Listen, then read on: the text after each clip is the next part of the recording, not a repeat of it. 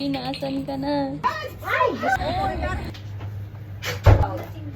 For today's ganap nga pinagluto kami ni Ate Rachel ng mga Pinoy food. Pero bago ang all, eto at dumaan muna ako dito kay Mayora. Meron daw kasi siyang paayuda sa akin. Ay, sino ba naman ako para tumanggi? So eto at papunta na nga ako sa kanyang building. Makalipas nga ng ilang minutong paglalakad, eto at nakarating na din ako dito. Ewan ko ba dito kay Mayora, tawang-tawa na naman sa akin nung makita ako. Kala mo talaga, ang tagal na hindi nagkita. Ayan, at may payakap-yakap pang nalalaman. Anyways, thank you nga pala sa paayuda, Mayora. Eto at pinakaway ko na din siya sa camera. Hi daw sa mga nakakakilala sa kanya. Paalam na din ako kay Mayora, hindi kasi siya makakalakwatsa ngayong araw. Pasensyahan niyo na nga pala yung boses ko for today's ganap. Medyo hindi lang maganda yung pakiramdam ko. So eto, tinatawagan ko si Baby Ruby para pagbuksan ako ng pinto. Ay mali, si Ate Rachel pala yung nagbukas. Ayun o, pagpasok ko, ito agad bumungad sa akin. Nakaluto na pala siya ng mga oras na to. Niluto niya din pala yung request ko na sardinas na may itlog. Eto pala si Baby Ruby, busy. I-video ko daw siya para kunyari masipag siya.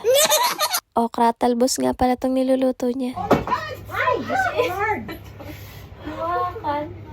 Ayan, di kasi nag-iingat, napasok ka tuloy. After ng mahigit isang dekadang pagluluto, eto at nakatapos na din sila. Eto nga si Baby Ruby, namamapak na ng daing na bangus. Kanamik na, may igidiya. Meron nga pala ditong fried rice. At itong request ko na sardinas sa may itlog. Meron din pritong talong. Tsaka dilis na merong kamatis at sibuyas. Bago nga kami kumain, eto at nagmamaritisan muna kami dito. Kain tayo guys. Grabe, sobrang namimiss din talaga namin yung mga pagkain dyan sa Pinas. Paano ba naman kasi yung mga pagkain dito, mga walang lasa. Tapos kulang pa sa mantika. Salamat na lang din kay Ate Rachel kasi naiipagluto niya kami ng mga ganitong pagkain kahit minsan. Hindi kasi pwede palagi, baka maipabarangay na kami. Ay grabe ba, hindi naman halatang sarap na sarap kami sa pagkain dito. So after namin kumain, tiningnan ko yung mahiwagang ref dito ni na Ate Rachel. Meron daw ditong buko juice at eto kinuha ko na din. Pero parang mas bet ko tong kulay blue. Gamot daw kasi to sa ubo at sipon, sabi ng mga baby ko dito. Kaso baka binubudo lang ako kaya ito na lang yung ininom ko, yung buko juice. Abay, pinagluto na kayo, magbabaon pa kayo, abuso na yan. Ganun po talaga, mga abusado kasi kami.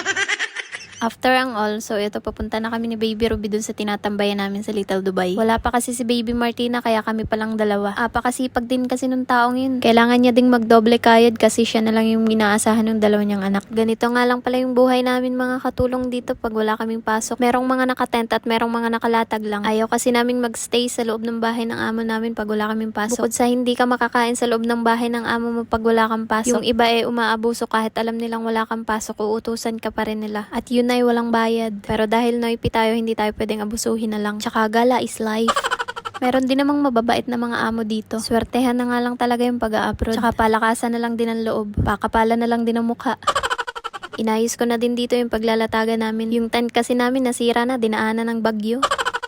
Grabe, sobrang init na naman dito. Tapos makailang araw lang, sobrang lamig na naman. Pabago-bago din panahon dito. Parang ugali lang ng ibang amo. Unang karangalang banggit, Corazon Bicalio. Ang motto niya sa buhay, tagay lang ng tagay hanggat may atay. Ito nga pala yung mga daladala niya, pineapple juice daw to. Meron ding orange saka tortillas. Ngayon lang din ako nakakita nito, sabi nila masarap daw to. Kaso mo nung tinikman ko, parang may mali. At ayun, nabudol na naman ako. Ay, beer pala, anak ng tinapa.